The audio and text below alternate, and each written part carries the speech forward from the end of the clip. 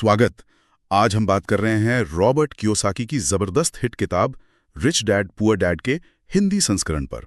यह किताब ना पैसों को लेकर दो बिल्कुल अलग सोच वाले पिताओं की कहानी है, एक अमीर एक गरीब, और उनकी सलाहें बिल्कुल जुदा। और मजे की बात यह है कि भाई 1997 में जब ये किताब आई थी तो कई पब्लिशर्स ने तो इसे छापने से ही मना कर दिया था। हाँ, कहते थे कि अमीर डैडी की कुछ बातें उन्हें ठीक नहीं लगी। बिल्कुल, लेकिन फिर देखिए दुनिया भर में सबसे ज्यादा बिकने वाली पर्सनल फाइनेंस किताबों में से एक बन गई है। तो आज हमारी कोशिश रहेगी कि इस किताब से वो खास बातें समझें जो आज भी हमारे काम आ सकती हैं। शुरू करें? हाँ, जरूर। ये किताब असल में दिखाती है कि पैसे को देखने के दो एकदम अलग नजरिए कैसे किसी की पूरी जिंदगी बदल सकते हैं। कियोसाकी ने अपने असली पिता, जो पढ़े लिखे सरकारी अफसर थे, यानी गरीब डैडी, और अपने दोस्त माइक के पिता, जो 8वीं पास भी नहीं थे पर बहुत सफल बिजनेसमैन थे, यानी अमीर डैडी, दोनों से सीखा। सही। तो पहला और शायद सबसे चौंकाने वाला सबक, अमीर लोग पैसे के लिए काम नहीं करते। ये सुनने में ही थोड़ा अजीब है ना? बिल्कुल। वो कहानी याद है जब कियोसाकी और उनके दोस्त माइक अमीर डैडी के पास गए सीखने कि अमीर कैसे बने। हाँ। तो अमीर डैडी ने उन्हें अपने एक स्टोर में काम पर लगा दिया, 10 सेंट प्रति घंटा, धूल साफ करना और ऐसे ही छोटे मोटे काम। हाँ, और कई हफ्ते ऐसे ही काम करने के बाद जब कियोसाकी ने थोड़ी शिकायत की तो अमीर डैडी ने क्या कहा, ठीक है, अब से तुम्हें कोई पैसा नहीं मिलेगा। कमाल है, पहले कम पैसे फिर बिल्कुल नहीं। जी, और यहीं तो वो उन्हें चूहा दौड़ का एहसास दिला रहे थे। चूहा दौड़ मतलब वो डर कि पैसे नहीं होंगे और वो लालच कि पैसों से ये खरीद लूं वो खरीद लूं, इसी चक्कर में नौकरी और बिल भरने के जाल में फंसे रहना। जब पैसा मिलना बंद हुआ तो लड़कों को अपना दिमाग इस्तेमाल करना पड़ा। अच्छा। और उन्होंने क्या किया, एक कॉमिक बुक लाइब्रेरी शुरू कर दी। तो उन्होंने सीखा कि पैसा उनके लिए कैसे काम कर सकता है, ना कि वो पैसे के लिए। वाह, ये तो सोच बदलने वाली बात है। अच्छा, अब आते हैं दूसरे अहम सबक पर, वित्तीय साक्षरता।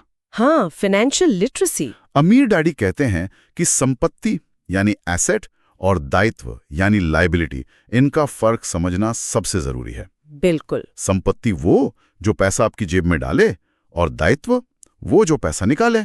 सुनने में तो बड़ा सीधा लगता है। हाँ, पर यहीं ज्यादातर लोग गड़बड़ कर देते हैं। जैसे अपना घर। हाँ, घर को तो सब अपनी सबसे बड़ी संपत्ति मानते हैं। बिल्कुल, पर कियोसाकी कहते हैं अगर आपका घर आपकी जेब से पैसा निकाल रहा है, जैसे लोन की किश्तें, टैक्स, मेंटेनेंस का खर्चा, तो फिर वो एक दायित्व है, संपत्ति नहीं। अच्छा। अमीर लोग ऐसी चीजें जमा करते हैं जो पैसा लाती हैं, जैसे किराए पर देने वाली प्रॉपर्टी, स्टॉक्स, बॉन्ड्स, जिनसे इनकम हो।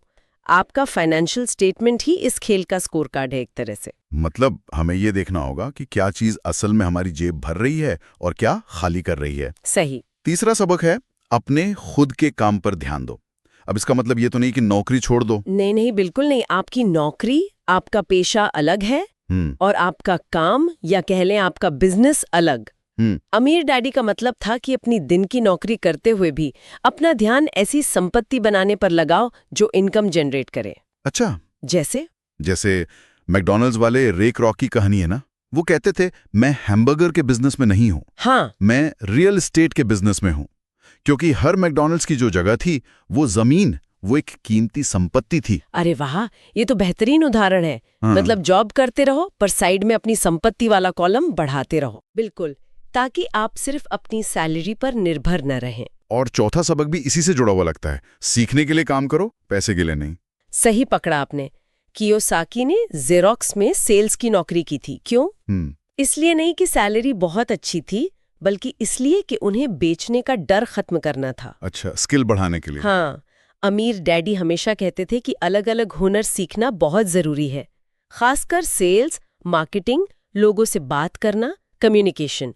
अगर आप सिर्फ एक ही चीज में माहिर हैं तो आप फंस सकते हैं, जबकि अगर आपके पास कई तरह के स्किल्स हैं तो मौके ज्यादा मिलते हैं। ये बात तो बिल्कुल सही है। अक्सर हम बस डिग्री या सैलरी देखते हैं, ये नहीं कि सीखेंगे क्या। अच्छा, किताब में उन रुकावटों पर भी बात की गई है जो हमें अमीर बनने से रोकती हैं, जैसे पैसा खोने का डर। हाँ, ये बहुत बड़ा डर होता है। और अमीर डैडी कहते थे कि देखो, हारना तो सीखने की प्रक्रिया का हिस्सा है।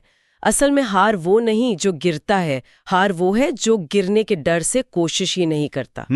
कर्नल सैंडर्स का उदाहरण सोचिए, KFC वाले 66 के उम्र में 1000 से ज्यादा बार उनकी रेसिपी रिजेक्ट हुई। सच में? 1000 बार। 1000 बार। हाँ, लेकिन वो लगे रहे। तो जरूरी ये है कि डर को या शक को अपने ऊपर हावी ना होने दें, बस एक्शन ले। तो कुल मिलाकर अगर देखें तो रिच डैड पुअर डैड असल में दिमाग खोलने वाली किताब है। ये पैसे के बारे में हमारी सोच को बदलती है। ये सिर्फ पैसा कमाना नहीं सिखाती, बल्कि ये समझाती है कि पैसा काम कैसे करता है और उससे अपने लिए काम पर कैसे लगाया जाए। हाँ, ये वित्तीय शिक्षा, फाइनेंशियल एजुकेशन, यही असली ताकत है। बिल्कुल। और अंत में एक विचार, अमीर डैडी अक्सर कहते थे, पैसा असली नहीं है, ये बस एक आइडिया है, एक विचार है। ये तो गहरी बात है। हाँ, तो शायद सबसे बड़ा बदलाव तब आता है जब हम अपनी सोच बदलते हैं, जब हम ये कहना छोड़ देते हैं कि मैं ये खरीद नहीं सकता, और पूछना शुरू करते हैं कि मैं इसे कैसे खरीद सकता हूँ, है ना? शायद इसी सवाल से नए रास्ते, नए अवसर खुलने लगते हैं। सही कहा, सोचने वाली बात है।